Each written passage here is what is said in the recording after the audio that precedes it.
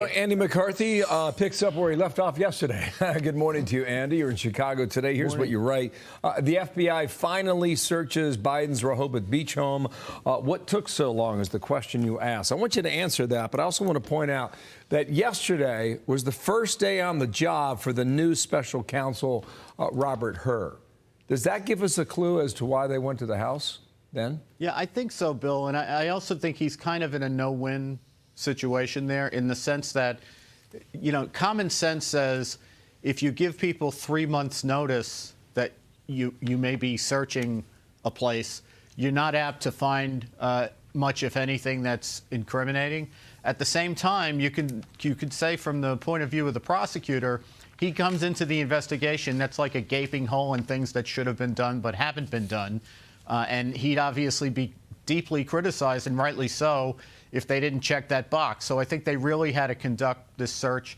It's not surprising that they may not have found much, but I do think it's important that we have to distinguish here. What they say, that there was no classified information that came out of there, but that they took notes. And what I would suggest is what we ought to be more precise in saying that they didn't find any documents that had classification markings on them. But if those notes are reflective of classified briefings, then that is classified information, and that's why they have to investigate it. It's probably why they took it. And another development overnight, well, I woke up to it, is that Hunter Biden's lawyers have a different tactic that they're going to take. One is that they are saying, yes, the laptop was Hunter Biden's, but they are now accusing various people of weaponizing that document. And I wonder if you could take a look at the call for number 5 here. This was the media downplaying Hunter Biden's laptop back when they said it wasn't real. So we're supposed to believe that Hunter Biden, in a drunken stupor, dropped off his laptop. And so, you know, when you try to figure out the specifics of, you know, whether that meeting email, for example, is real in the midst of this, do you think stuff like that could just have been planted in there and be completely fake? I mean, for all we know, these emails are made up, or maybe some are real and others are fakes. We don't know. Okay, so the New York Post had the story, right? So here's the New York Post cover this morning. It's mine. Okay, so there's lots of different threads you could pull on this story, but from the legal perspective, Andy, what do you think about that tactic now?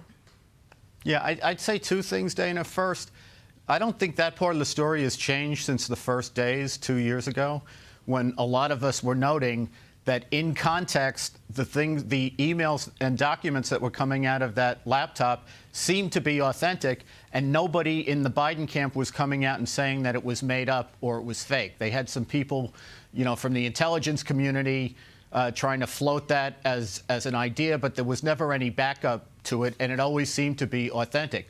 Secondly, I continue to think that Hunter Biden and all these stories about Hunter Biden and, you know, how they got the laptop and whether we should be investigating the, you know, the store owner and all that stuff, that's a sideshow. The important thing here is not his criminal liability. The important thing here has always been national security.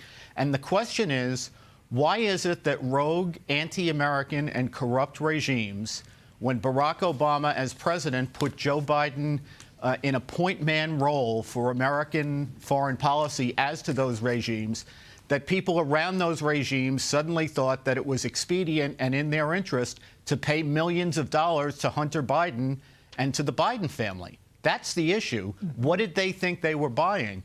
Hunter Biden's a sideshow. Andy, thank you for that. His lawyers are pushing for felonies against the guy who owned the store for going in the laptop, and a few others like Rudy Giuliani. There's a number of people they're going after. We'll see whether or not that's successful or not. Andy, thank you. Enjoy Chicago, all right? I'm Steve Ducey. I'm Brian Kilmeade. And I'm Ainsley Earhart. And click here to subscribe to the Fox News YouTube page to catch our hottest interviews and most compelling analysis.